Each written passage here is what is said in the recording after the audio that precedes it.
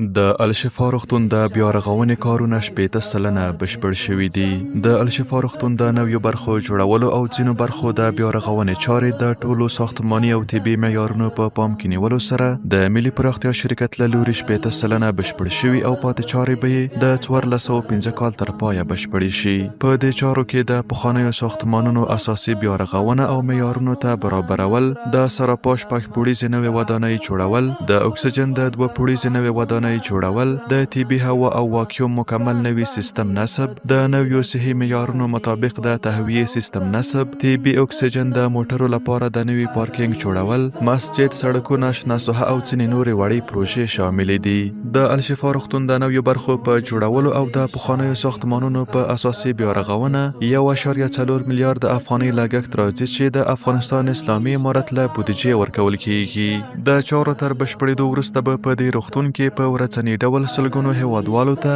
د زړه جراحۍ، د پښتورګو تبدیلۍ، هیموډیالیز، د سرطاني ناروغیو درملنې، عمومي جراحۍ، داخلي او صدري څانګو، د جدي څارنې برخو، بیړنۍ څانګې، لابراتوار، کلینیک او یو شمېر نورو برخو کې په ټولو معیارونو برابر خدمات وړاندې شي. د افغانستان اسلامي امارت هیوادوالو ته د ژوند په نور برخو کې د اسانتیاو برابرولو سربیره د روغتیا په برخه کې هم د معیاري خدماتونو وړاندې کولو ته ژمن دی او په همدې موخه یې د هیواد په څه باندې 300 ولسوالیو کې د نویو عمومي روغتونونو جوړولو او ترڅنګ یې د لویو روغتونونو بیا رغونې او معیار ته د برابرېدو هڅې پیل کړې دي.